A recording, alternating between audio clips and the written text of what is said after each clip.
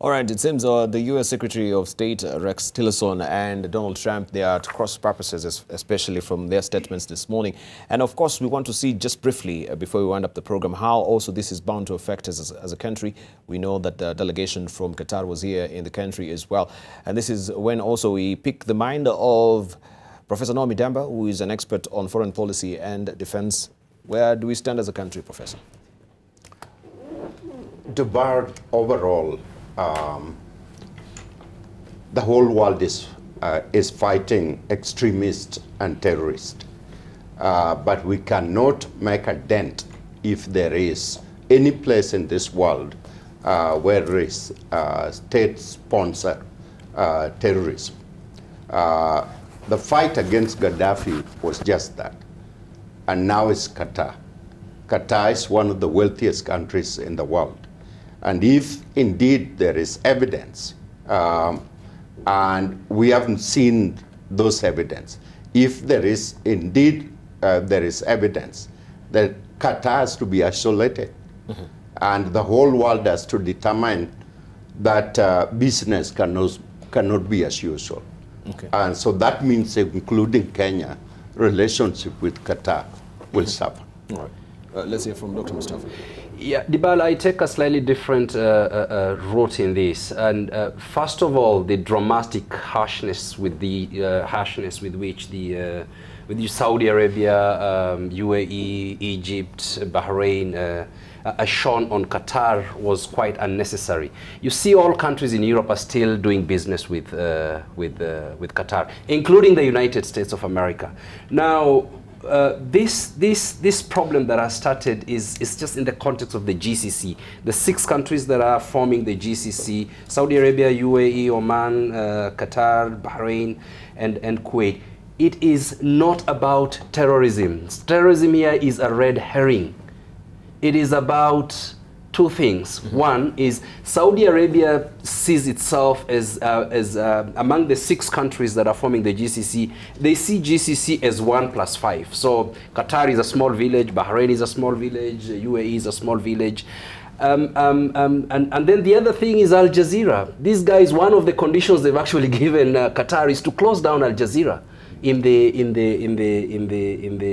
Arabian Peninsula. Yes. And so it has very little to do with terrorism. But if you look at, it is true, Qatar has been supporting some of the entities that are really suspicious, and that we must condemn. But cumulatively, we see a country like Saudi Arabia is, in net terms, the biggest financier of groups that have been associated with terrorism, including airlifting arms to ISIS when it was forming because it was going to fight Iran. And so these countries, they have a lot of internal contradictions in them, and they might fall, all of them. If they have to fight terrorism, they have to deal with the ideology of terrorism. Saudi Arabia and Qatar are the only 2 Wahhabi countries in the world, formally. And there are issues there. Before this happened, there were 200 Wahhabi clerics in Saudi Arabia that wrote a letter and castigated Qatar so much that you cannot continue with your own independent foreign policy as it has always wished to do. So if they were Wahhabis, as we were winding up very briefly, we will expect maybe they should be seeing eye to eye because they extracted from the same ethnic construct, I should say. No. I think Dr. Mustafa is overstretching the relationship between the religious issues in those countries. But however, but the Wahhabis, they have the same ideology. Those countries, UAE, the Saudi Arabia and Qatar have the largest group of Salafists. In fact, the extremist sect within the Wahhabi Sunni group. However, you have to look at the activities of Qatar as a country and Al Jazeera as a media house. Doha is the only place in the world where the Taliban have an office. Doha is also the only place where Ismail Khalid, the leader of Hamas, yes, is able to go in and out, and including Hania, the newest leader. At the same time, Al-Qaradawi, the Egyptian cleric who is the spiritual leader of the Muslim Brotherhood is based in Doha. So the chicken are coming home to roost. Finally, terrorism is having its owner is being identified. And it's a fact. I want to disagree with let's have Mashira, because we are winding up. I know we opened a Pandora's box and we don't have time. No, we need to speak about the Taliban's presence also in Doha. No, not today. I think and why it's the United States of America that actually requested Qatar to welcome the Taliban so that they can open talks to start addressing and talking about the issues in Afghanistan. Okay, let's hear from Apollo's Mashira. For me, it's the neighbors that neighbor Qatar are saying that it's a terrorist country.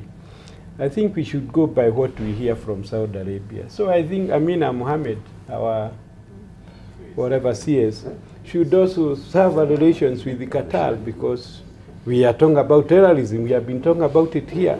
So we do away with that country. We do away with that country. Yeah. I think also they wanted to put up, was it an airport? In Embakasi, I think they've invested heavily. They should not come here.